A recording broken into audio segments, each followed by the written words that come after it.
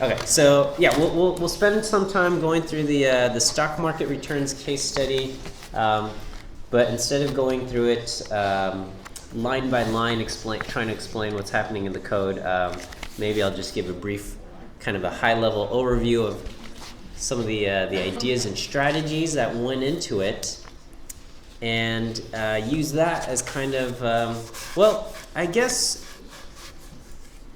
maybe try to fit this class into the big picture of statistics and like why we bothered learning all of these algorithms and stuff, and you know, what are you supposed to do with it, and then we can also, I don't know, talk about jobs and life and, well, I don't know, maybe we don't want to talk about that. Okay, so what's that? Jobs and yeah. Well, you know, regardless of what job you find, you can still have a meaningful life, for real. Yes. What's up? Do you know, I guess, do you have information about how the final will be distributed? Was it used like that? Or will you talk about that? Okay, sure. We can talk briefly about the final exam. I'm still writing it. Okay. And I do know we will have a k-means clustering problem. And we will have EM algorithm problem for Gaussian mixtures. And I'm still trying to come up with a problem, maybe a PCA-based problem, and then possibly a support vector machines problem. Do we come to class and pick it up on Friday? No, it's going to be all code. I'll post it on CCLE. Oh, so basically like a long homework assignment kind of thing? You just post it? Yeah. I'll probably post it like, I'm going to get in trouble for saying stuff. Probably I will post it, don't hold me to this. I'll post it probably Sunday evening and then make it due Tuesday evening, Tuesday night. I'll give you guys, is that no good? Yeah. What's that? How much time should we be spending on the I don't know. It'll probably need 6 to 8 hours, would be my guess. Okay, to code it up. Okay, and then I'll give you 48 hours to find some time in there. Yeah. What's up? We're going to extend the time. Oh, we have finals on Monday and Tuesday. Oh, you guys have finals on Monday and Tuesday? All right. Okay. Then maybe I'll post it Monday and collect it. All right. Oh wait. So you guys have finals on Monday and Tuesday? Everybody's different. Everybody's different. Friday. That's the original final time. What's that? The original final time was Friday, so we should make it due Friday. All right. Okay. I guess I could post it Wednesday and make it due Friday. Man, you guys are such haters. All right. Okay. Well, maybe I'll post it. Oh gosh. Yeah. See, I don't want to do it too long, right? Because if I have the window open too long, then there's a temptation for you guys to start talking to each other, right? And what evidence do you have to support that? I know, right? So it's always, in the past I did get submissions where chunks of the code were identical, and I confronted the students and they confessed. But I don't enjoy doing that. I don't enjoy giving students bad grades. All right, so I just want everybody to be honest. But I also have to be fair, and if some students are talking to each other and other students aren't, that's not fair. So so I'm thinking, maybe a 48-hour, I guess. See if I do it too long, but okay. Well, I'll post it. Yeah. You can set up like a quiz where someone clicks on it and downloads the thing. They have like 48 hours after they click it to submit something.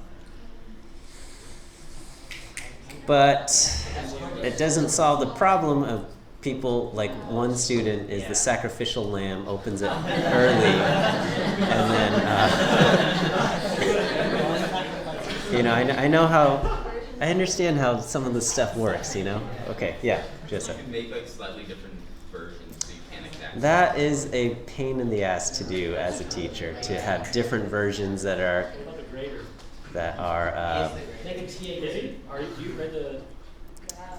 I'm probably gonna get together with my TA to grade the final. I know, like, the homeworks are taking forever to get graded, and I'm like, but okay, sorry, we'll get the homeworks graded too. Okay, so I will say, here we've got this. I think this will be enough, but maybe I'll think of something interesting and fun that we could throw in there. Okay. Yeah, we'll.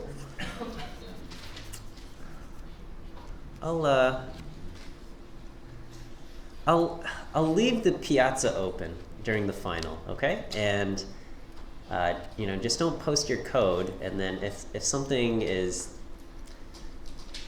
Oh, and I'll be monitoring it, right? And then if something comes up and I see like, oh, I gotta delete this post, I'll do that. But yeah. So you think you just answered my question. That was going to be it for like the homeworks. A lot of us have questions, even for like wording or something. Yeah. That's going to be the spot for that. Okay. Yeah. So you got issues.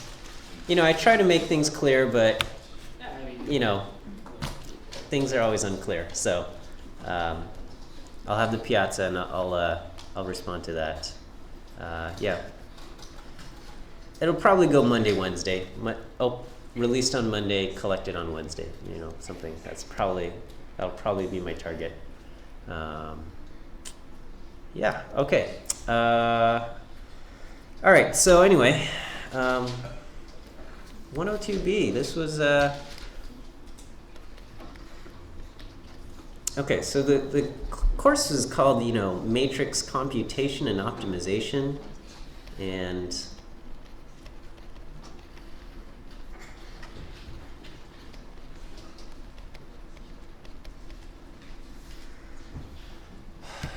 we covered a bunch of stuff, just trying to get through, and let me just kind of talk about statistics as a whole. So statistics as a whole, this is all about looking at collecting data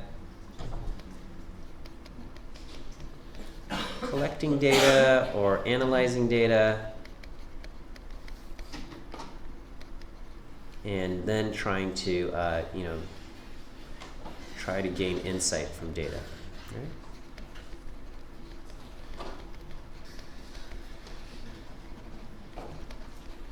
Okay.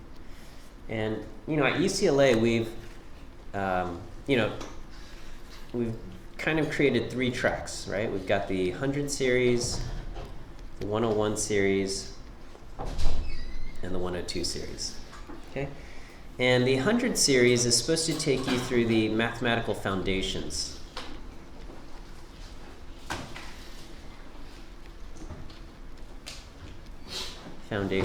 Behind the methods, right? So you learn probability in 100A, right? You learn about these probability distributions. You learn how we calculate events and all of that, okay? In 100B, you learn the mathematical statistics, which is kind of, proving those theorems that are ever so important as far as, Stats 10 goes.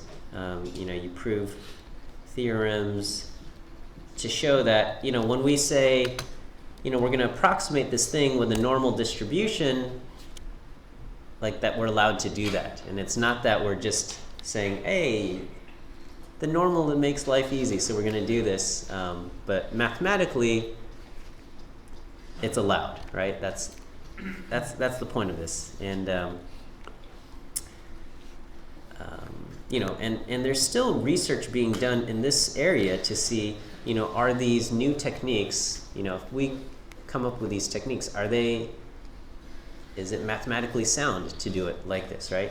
Can we, you know, there's some asymptotic theory on, you know, can we draw insight from data that's not coming from a random sample, right? And that gets complicated, all right? And so, you know, that's the 100 series. You know, I think at the end you get linear models or generalized linear models or something like that, and it's still more part of this this framework.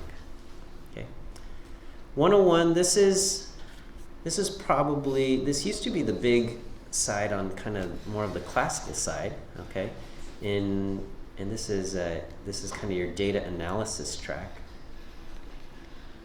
Have you guys all taken 101C already, or is that next? Okay, well, some of you have already taken it. All right, so you know you start off with regression,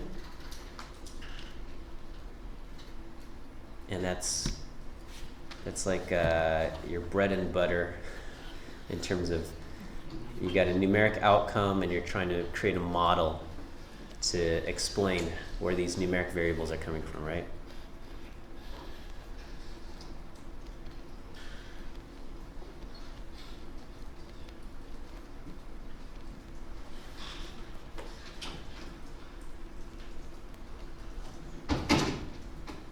Okay, and then 101B, you have ANOVA and design of experiments.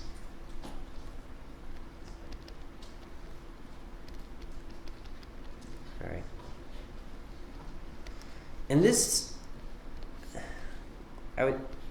when I took statistics as an undergraduate student, this was what made me truly fall in love with statistics. I really liked my intro class, but then it was design of experiments and ANOVA, and that got me really excited. And the idea here is that in reality, if you're dealing in a science, okay, either in engineering or biology or whatever it might be, experiments are time-consuming things to do, okay? Like you've got to run a lab, you've got to mix some chemicals, you got to, I don't know, wait for your stupid bacteria to multiply, right? These things are time-consuming, okay? So, experiments are time-consuming and expensive.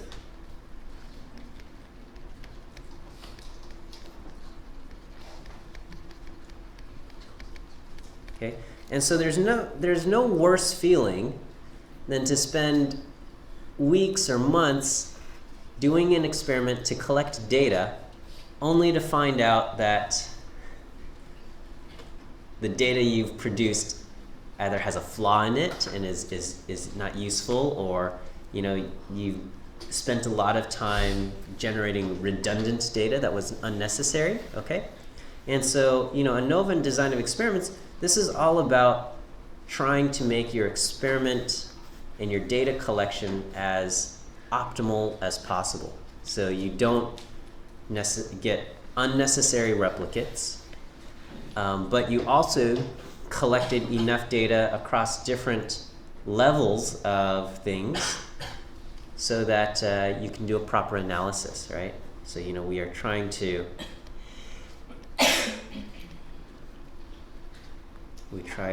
design our experiment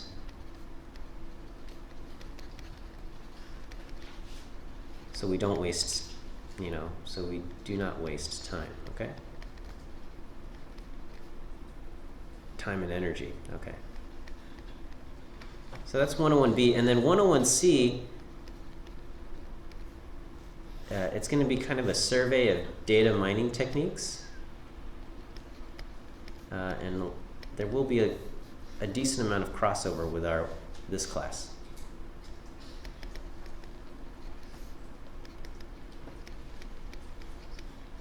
Okay, so you'll cover. This is data mining is kind of a growing field with big data, and so sometimes on the other hand, so design of experiments, data collection is expensive. Sometimes we have lots of data and we're just trying to make sense out of the lots of data. Okay. The 102 series, I don't know what organization I'm using here. With the 102 series, we've got kind of the computational track, and so this is the track that I'm teaching. And so with 102A, we did more, I guess, intermediate R programming.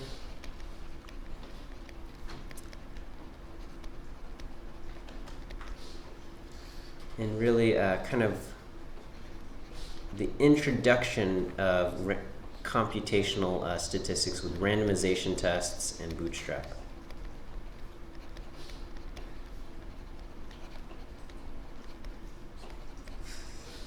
Okay. And we'll revisit this in 102C, kind of, sort of. And this is the idea of, rather than modeling the theory, we can just continually randomize our data. Okay.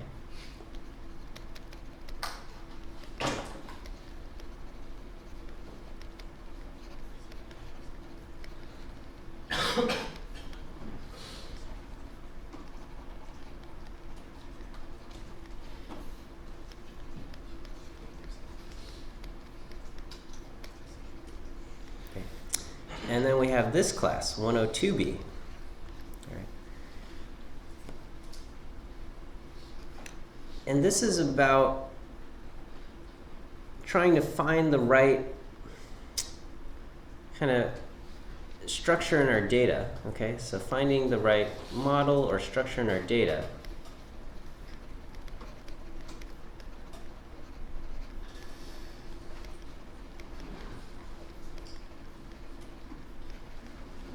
Okay, and often these involve some kind of optimizing task, right?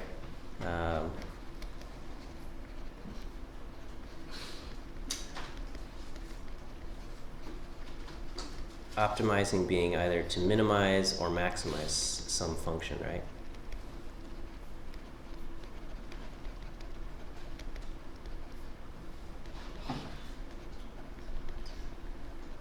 Okay, and so this covered things like minimizing a loss function,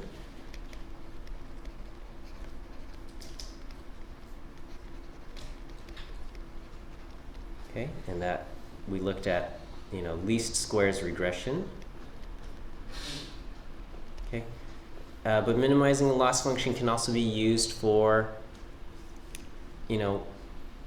more interesting problems such as training our neural network.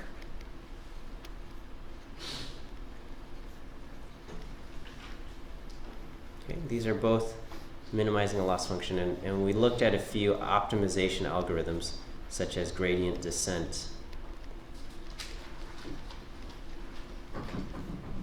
to optimize. Okay.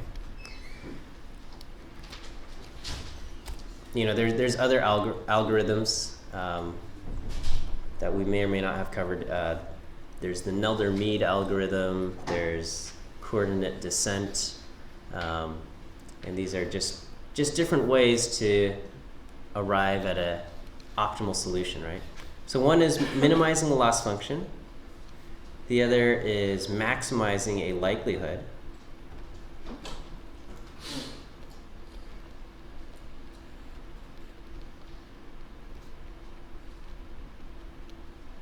Maximizing a likelihood function, okay? And then we looked at some applications of this. We have classification problems, okay?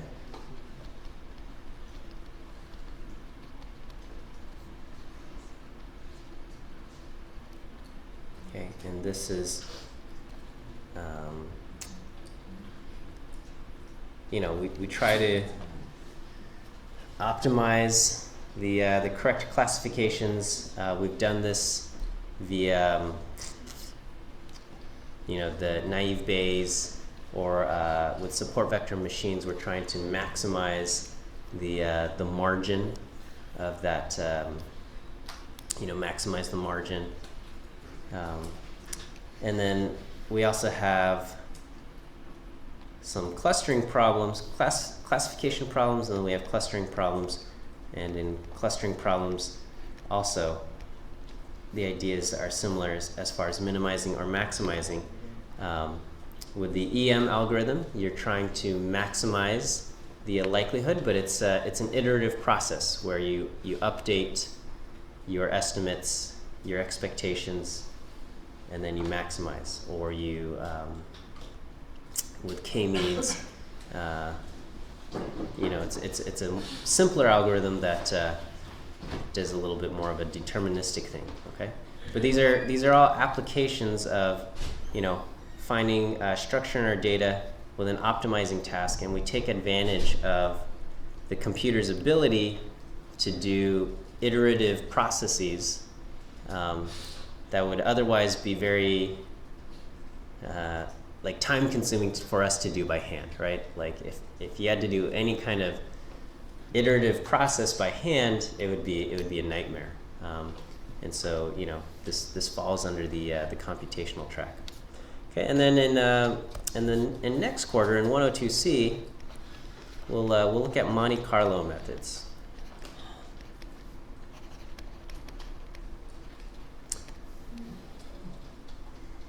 I feel you.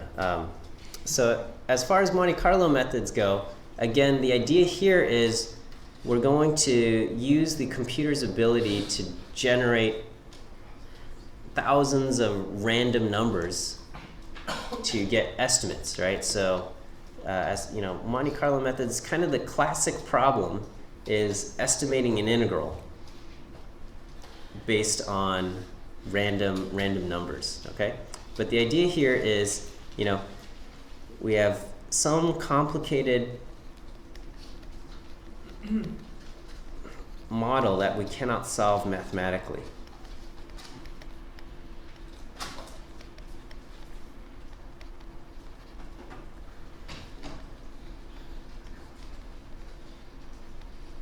Okay. So, we're trying to solve some kind of mathematical problem. It can't be solved mathematically. So what we do is we use the power of random numbers. Okay, we use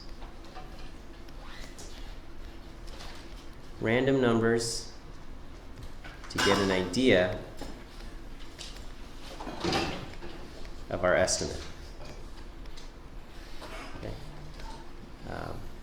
So the classic Monte Carlo problem, which we'll take a look at next quarter. Here's some function here, right?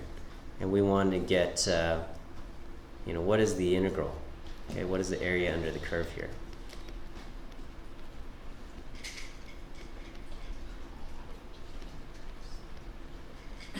Okay, and maybe the function is too complicated for us to solve directly.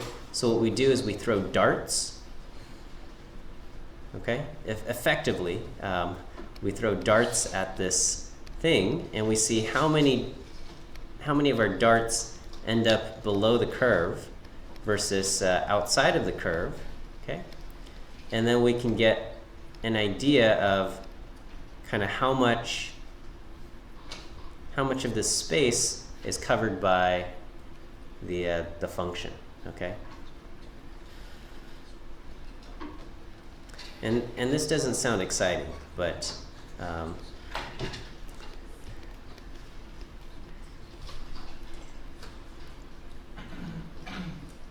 to see, what kind of results we get. Okay.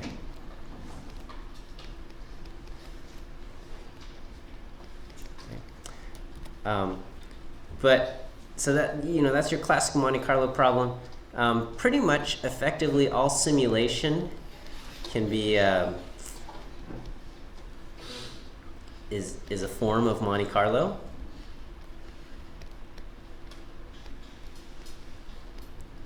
So your Monopoly problem, your Monopoly homework, that's a form of Monte Carlo estimation. And there are a lot of applications in finance, in the statistics, in the sciences that use Monte Carlo. And the idea is here we can't get an idea of what's behind the model, and so we're going to use our random numbers to get there. All right.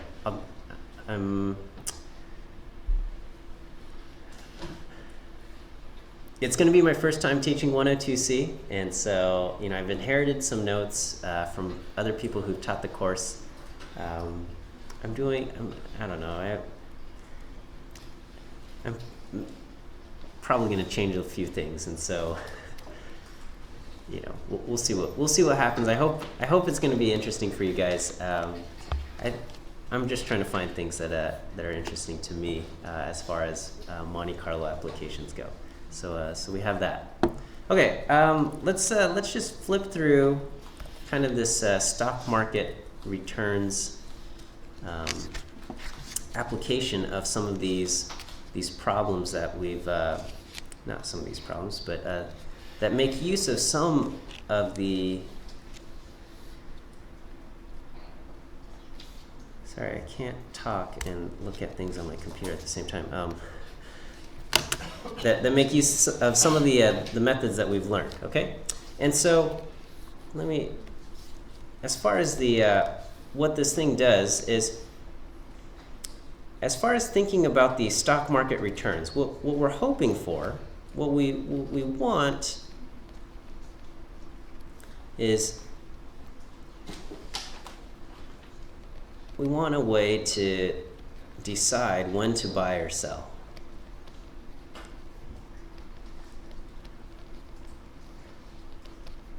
Buy or sell a stock. In our case, it's really an index here. And we first have to come up with some kind of indicator, okay? So we first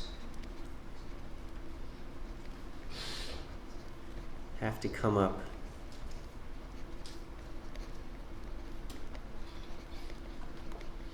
with an indicator, all right? And so the indicator that that this case study came up with is this indicator called T. Okay, so it's trying to define this this thing, okay? And so it's called T indicator.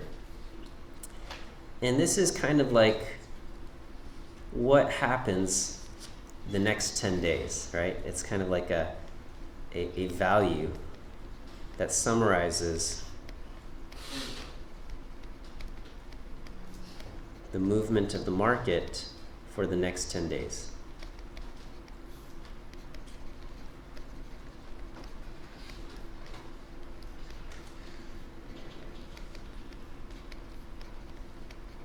So if the market tends to go up in the next 10 days, the T indicator will be positive.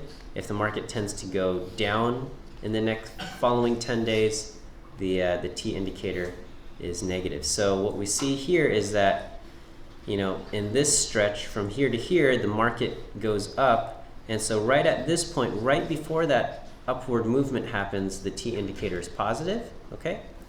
And then, over here, the market goes up and then it goes down, okay? So right here there's a slight positive, but then starting right around here, it's going to say over the next 10 days, the overall movement of the market is downward. So everything from around here and forward is down, down, down, okay? These are all negative T indicators indicating that the future is negative, okay? And because it's forecasting what's happening in the next 10 days, it stops here, kind of 10 days short of what happens. So this is what we're looking at, and then what we're trying to do is we're trying to come up with a way to predict this indicator of whether the market will go up or down in the future 10 days, right? So we want to we want to be able to predict the value of t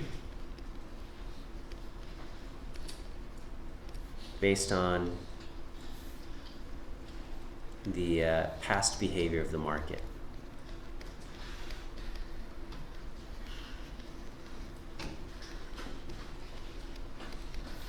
And so what the authors of this paper did is that, all we have is the index, okay? But apparently, if you're in the finance world, they have all sorts of numeric summaries for this one thing, right? We're just looking at the opening and the closing and the high and the low price and things like that. But apparently you can take these prices and then extract, cut them all sorts of different ways and get a bunch of different market indicators, right? So, there are a bunch of market indicators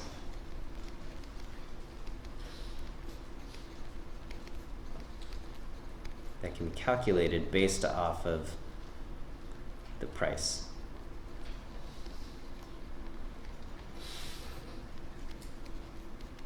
Based off of the high, low, or closing prices. Okay. And so, there's a whole bunch of them. We want to kind of figure out which ones are most useful. And so what the textbook authors choose to do is to perform some random forest, okay? And to do some, some bagging here to get an idea of which of the indicators are most important, okay?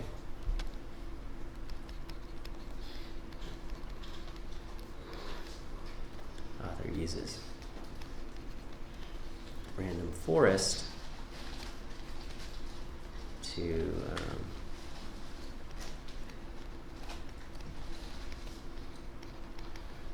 which of these variables are most important.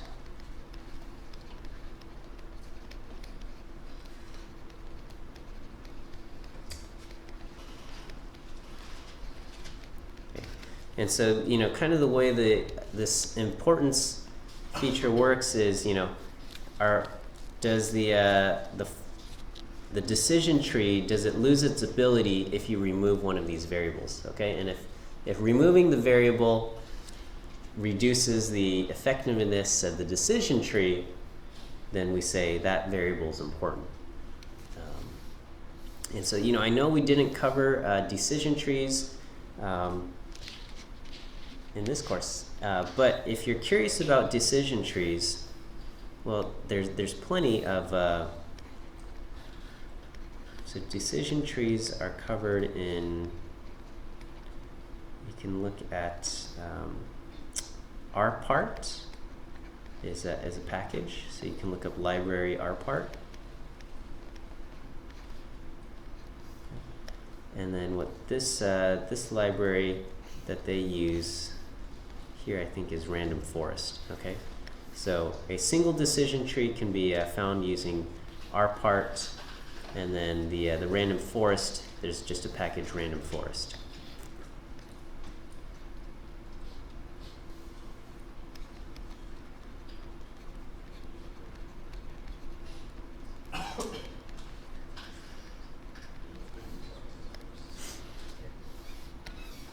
Okay, so you can look up tutorials on rpart. All right, so that gets us an idea of which variables we should include in our model. And then as far as predicting, what we're trying to do is we're trying to predict the indicator t, okay? And then we further just simplify the prediction task into a classification task. So then we make a classification problem, make predicting t into a classification problem.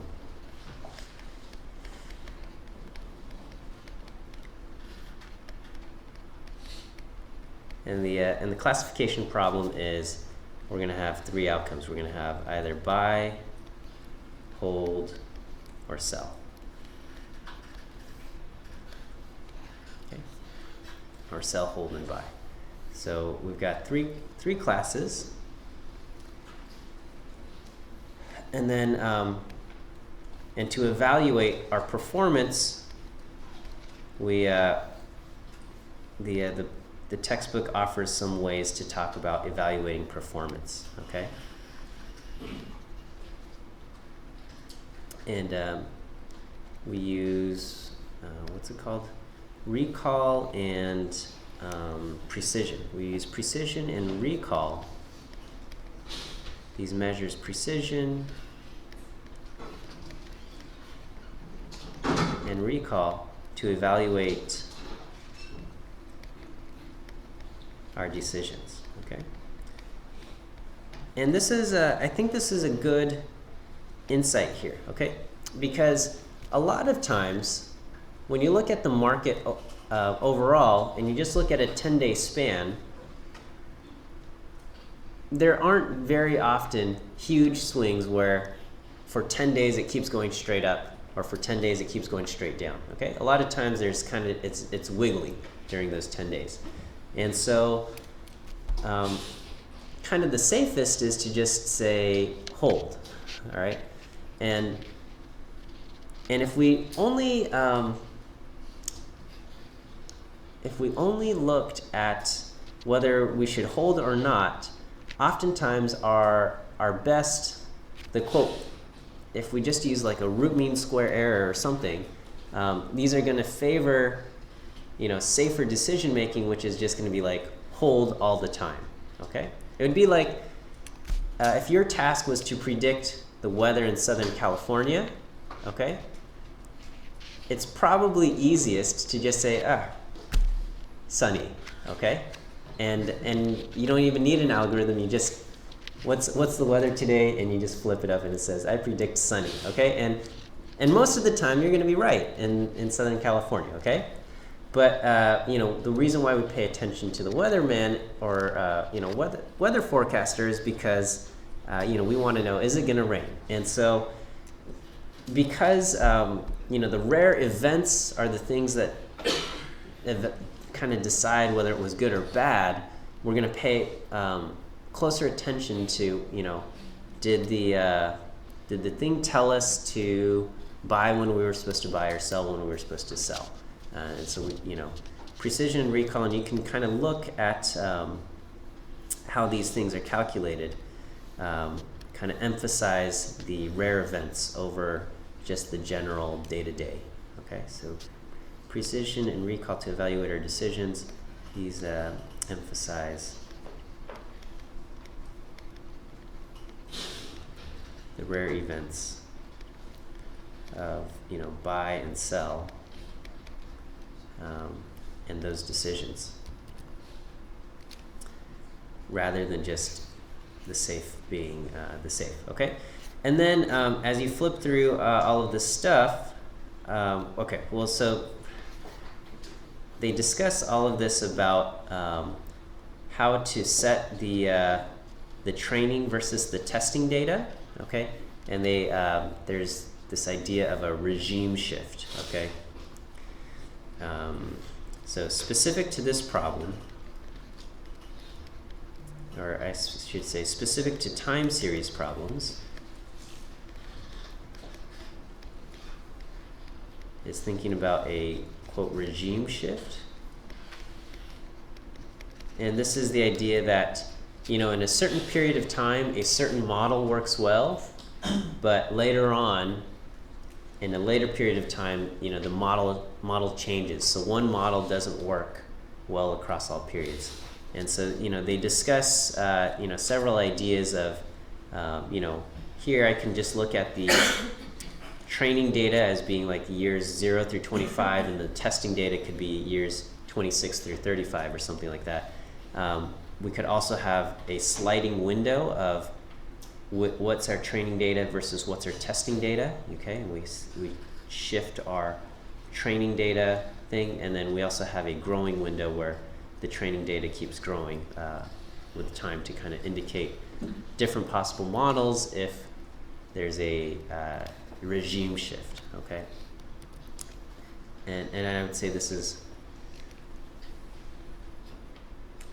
you know, applicable to time series problems, which our stock market problem falls under. Okay. All right, and then they use different modeling tools to try to model this classification problem. Okay.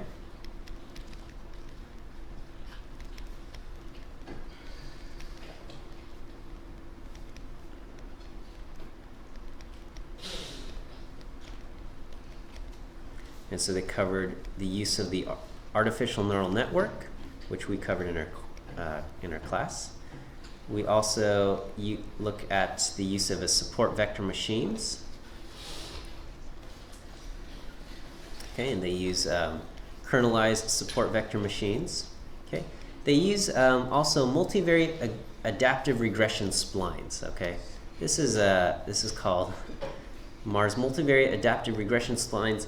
It sounds complicated. Basically, it's like regression, except in linear regression, you're always looking at a linear relationship between your outcome and each of your x variables. Your x variables themselves could be squared or cubic or something like that, but you're looking for a linear relationship between something and something else, okay? With regression splines, you're looking at basically some kind of just a smooth function, okay? So let me just contrast. With linear regression, maybe you have, let's see, you've got x1 and you've got x2 and you've got x3, and you're going to say, you know, x1 contributes like this, x2 contributes like this, and x3, you know, contributes, you know, less steep. Okay, so depending on how x1 and x2 and x3 vary, you know, we add these together to get it. All right, and then x3 itself could be this could be x1, which is x1 squared. You know, that's possible. Okay, with regression splines, all we're saying is that each thing, x1, maybe is a smooth curve, okay, that grows but then steadies off. All right, so this could be something like, you know, what's the relationship? Can we predict someone's height? Okay, and if we wanted to throw in an age variable, linear regression wouldn't work because age is only relevant up to a certain point in time, right? And so if age is an x variable as far as predicting height, you know, we could have something going like this, right? And then we could also have, you know, other curves that go like this. This could be x2, and then sure, you could have a linear relationship somewhere in there. But all we're saying is that you just need smooth curves, not necessarily linear relationships. Okay, so very similar to a regression, except you're using splines. Splines is just a way to say we're getting smooth curves that are not necessarily linear. Okay, and so these can all be used to kind of predict our classification. All right. And then what the textbook does in this last part is it creates a trading simulator. Okay, and it just kind of it uses different decision criteria. So using these different models, the neural network or the support vector machines or the regression splines, it says, okay, based on kind of the data we've seen, try to make a prediction. And it's, you know, it kind of goes through the historic data, and it just, you know, he codes up a bunch of different like buy and sell, and we look at the effects of these decisions. Okay, so we try to evaluate how well the thing performed by making active buys and sells. Okay, and we compared the performance of that to just the plain old, I'm going to buy it in the beginning and I'm going to hold on to it until the end, right? Because that should be our kind of our baseline performance, is that we just bought it at the beginning. We're not going to do any sells or further buys. We're just going to buy a bunch of stuff here and just hang on and see how it goes. And we compare the performance of our decisions of buying and selling using our trader to do this, and we compare the performance there. All right, and as you read through it, we see that depending on the model we used, sometimes that performance is better and sometimes the performance is worse. And a lot of this talks about now that we've seen this, how do we go about further evaluating these things? Okay. I think it's a good thing if you're able to spend the time to read through it. I think you get a good sense of the kind of thinking that has to go into applying these algorithms to an actual problem. Okay, because here we've learned a bunch of algorithms, but we haven't really used them in the context of a real data science problem where it requires a thought process, okay? And so, I recommend taking a look at some good case studies there. Okay, we'll end here and we'll see you guys on Friday.